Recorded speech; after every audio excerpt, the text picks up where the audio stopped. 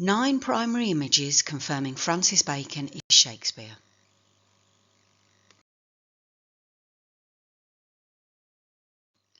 The second anonymous Rosicrucian manifesto appeared in Latin at Kassel in 1615, entitled the Confessio Fraternitatis, written across 14 chapters.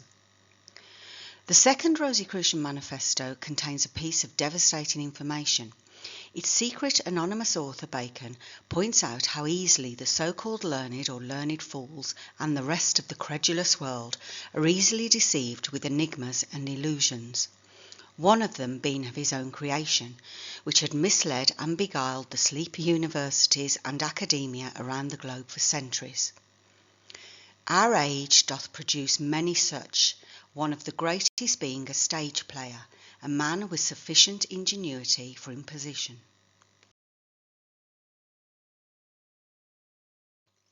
In 1616, the year in which Bacon's literary mask William Shakespeare died, there was published at Amsterdam a very rare Rosicrucian work by Plempe. The enigmatic work contains 50 illustrations with Latin verses beneath them.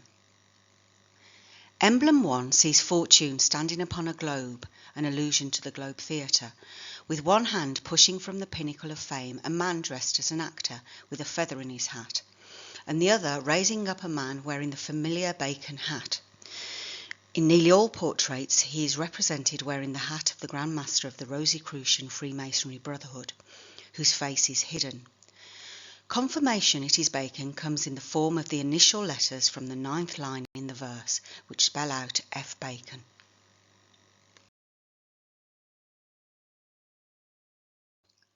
A work closely connected to the Plempe edition was set forth by Bacon and his Rosicrucian Brotherhood in 1618. On the frontispiece it will be noticed that on either side of the temple of the Rosy Cross are 2 figures, one wearing a tall hat with a large rose being hauled out of a dark well where he was previously hidden, and another figure falling off a high rock. These 2 figures represent the same 2 figures in the Plempe emblem, where the identity of Francis Bacon is confirmed by the anagram in its verse, where the other, dressed as an actor, represents the literary impostor William Shakespeare, alluded to in the second Rosicrucian manifesto, Confessio Fraternitatis. Shortly after the Shakespeare First Folio was published an extremely rare work on cryptology by Gustavus Solenus in 1624. The revealing title page of this rare work confirms Francis Bacon's secret authorship of the Shakespeare works. The title page contains a pictorial cryptogram in 4 pictures, which surround the central square of bibliographical information pertaining to its title and author and date of publication. It depicts Francis Bacon giving a figure holding a spear dressed in actor's boots, representing the actor William Shakespeare. In the middle distance, the spearman Shakespeare, still holding his spear on his back, is shown carrying quartos or books of plays given to him by Bacon on horseback, travelling towards the Globe Theatre in the distance. The Shakespeare First Folio and De Augmentis, published within weeks of each other in the late 1623, and the Cryptomentices, published shortly after in early 1624, all derive from the same source. This was all again wonderfully encapsulated in the little-known title page of a later edition of Bacon's De Augmentis, published in Holland in 1645. The engraving represents the Mountain of Parnassus, the mythical home to Apollo, god of poetry, and the Muses, the goddesses of poetry and drama, with winding steps leading up to a Freemasonic temple. In this title page, the figure representing Bacon on the title page of the Cryptomentices is here again seated in front of a large folio, his Shakespeare First Folio, with his left hand controlling his literary mask William Shakespeare, clad in an actor's goatskin, holding a clasped book like the old Masonic rituals, representing his Freemasonry Brotherhood, who to the present day closely guard and watch over Bacon's secret life and writings, including his concealed authorship of the Shakespeare works. In the address to the reader opposite the Droeshout engraving prefixed to the Shakespeare First Folio, Ben Jonson, who had a love of anagrams, instructs the reader to hit on his face or his true identity, which he reveals by communicating a secret message to posterity by spelling out down the left-hand side his name, F. Bacon.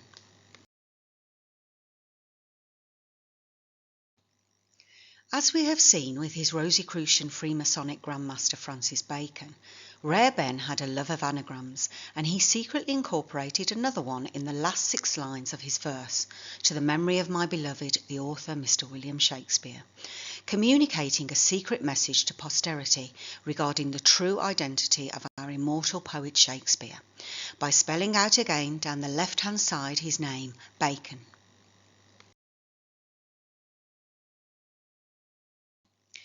In 1867, an astounding Elizabethan manuscript from around 1596 was discovered at Northumberland House in London.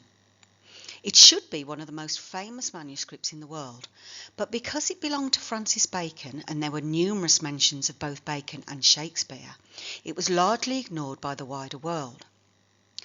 Bacon's editor, James Spedding, mentioned it in a rather casual and brief way, but it was not until 1904 when Frank J. Burgoyne, chief librarian at Lambeth and a Baconian, gave the manuscripts their proper place and context, supported by Sir Edwin Durning Lawrence, another prominent Baconian.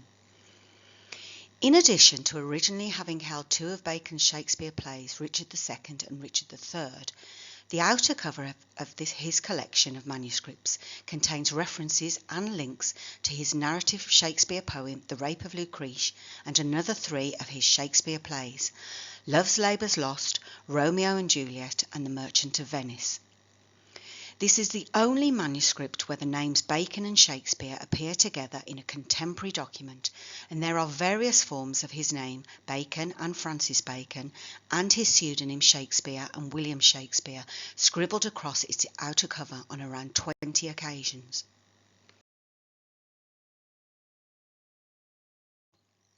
As a young boy, Francis Bacon took the Greek goddess Pallas Athena for his inspiration and muse.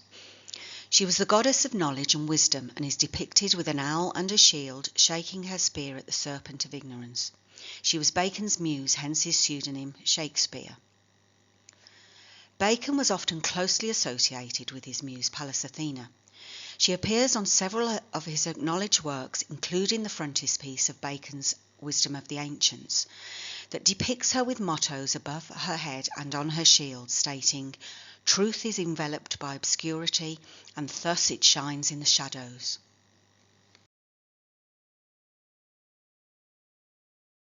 These images emphatically confirm Francis Bacon is Shakespeare.